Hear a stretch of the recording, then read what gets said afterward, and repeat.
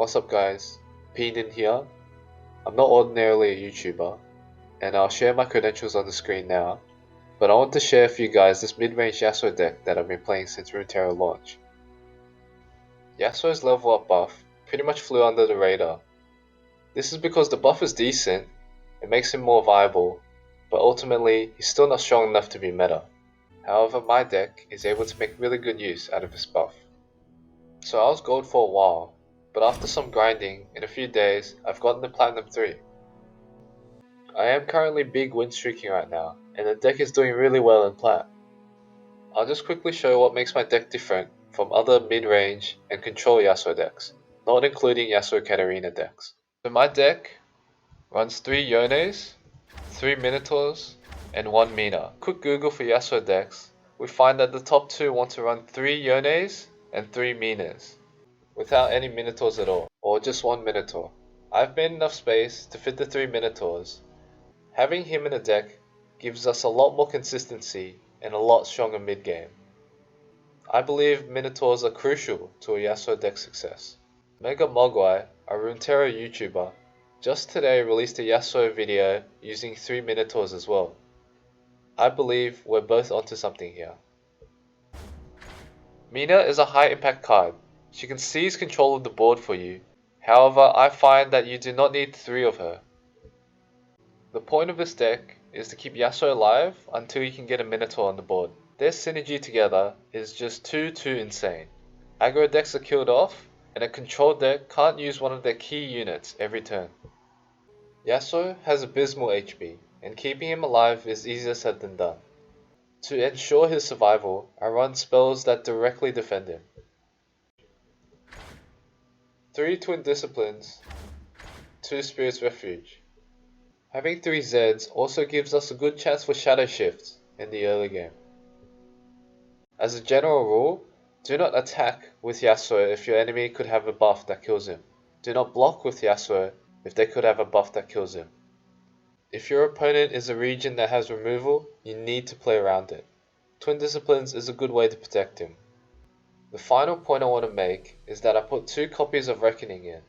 So Reckoning is an absolute godsend against elusives, aggro, and Hecarim mid-range decks. Hecarim is extremely prevalent in the meta right now, and happens to be the best target for this card. Such a powerful card needs to be balanced somehow, right?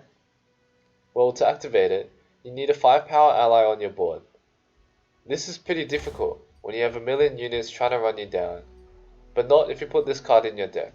The super underrated card, Yasuo Gloryseeker. 2 mana, 5/1. She basically allows you to play Reckoning for free. She is also super high threat against control-y decks. Through all stages of the game, they have to think about whether to use removal on Zed, Yasuo, or her. A tough choice. This Gloryseeker Reckoning combo is our insurance against all the aggro in the meta, as well as having a high impact on the mid-range and control decks in the meta. Alright, now let's get into the gameplay. We're matched against Fearsome Mid-range, one of the strongest decks in the meta. My goal playing this deck is to create tempo to pressure the opponent and control the board. In this matchup, board control is key. This video honestly took a tremendous amount of time and energy. Editing is really difficult, as I've found out. I have a newfound respect for all people that do editing. Sorry for the scuffness in the video, but it's the best I can do for now.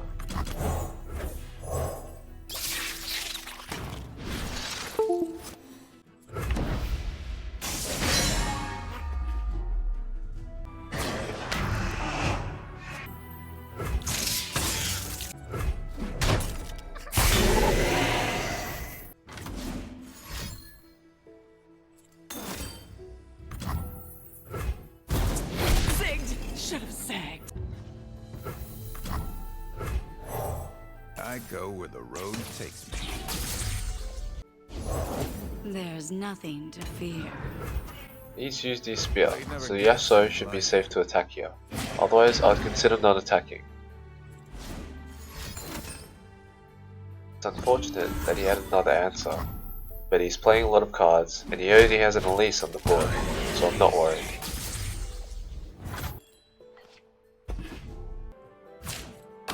Skitter out from the darkness.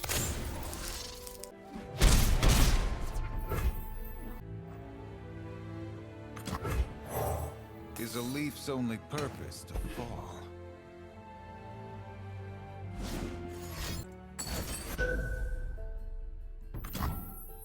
We must all make sacrifices.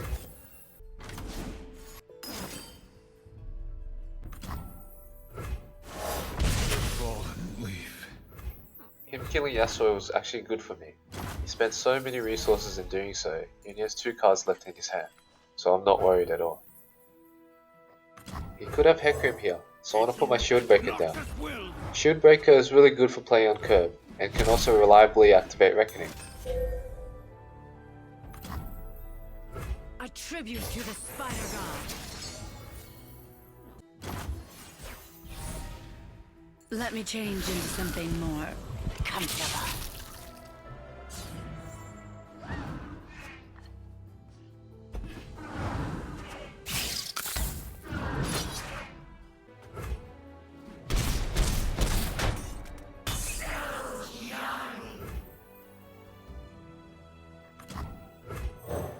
Sleep is for the guiltless.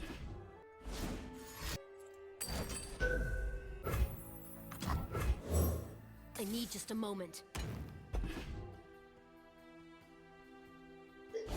Playing Gloryseeker into Shadow Isles is usually pretty difficult.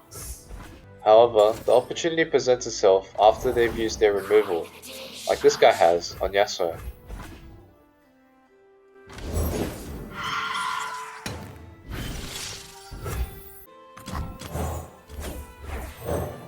Does the wind flee? Or does it follow? Play Yone and keep enough mana for deny.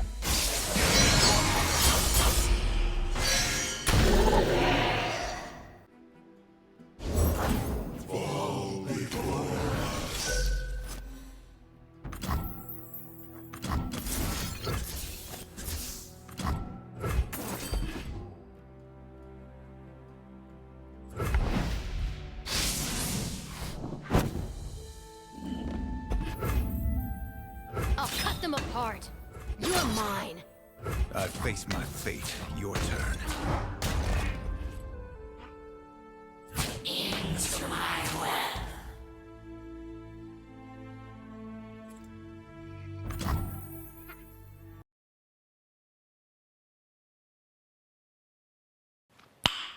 Nice.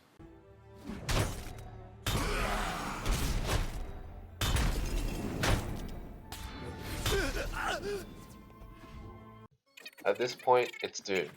He hasn't done enough damage to kill me, and he's let my Yasuo live way too long. It's over for him, especially after that nasty Valley trade. Alright, thank you guys for watching. I'm gonna speed up the rest of the game because I don't want this video to go on for too long.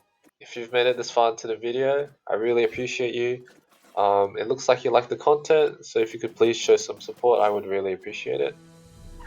I tried to fit as much as I can, but I definitely have left some out due to time constraints, such as including 3 copies of Zed and 3 copies of Culling Strike, and also why I play without Auto Pass.